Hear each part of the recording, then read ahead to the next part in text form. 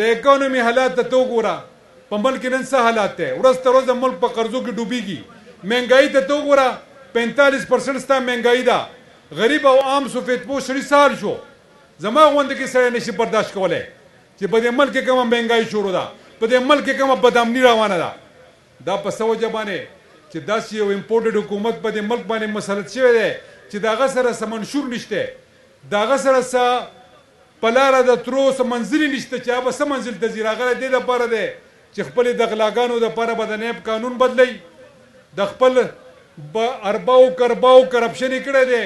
هغه به بار ملکونو ته وړي او خپلو بجو دپاره به هلته صندوقونه ډکوي داسې حکومت راغلی دی په ما مسلط شوی دی په تا مسلط شوی دی او چې کم سړي له تا او ما ووټ ورکړی و هغه د دې ملک الیکټډ وزیر اعظم و او هغه د 155 سیټونو مالک و هغه د حکومت نه بار کړی دی او کم غلط ډاکوان چې راغلي دی په تا مسلط کړي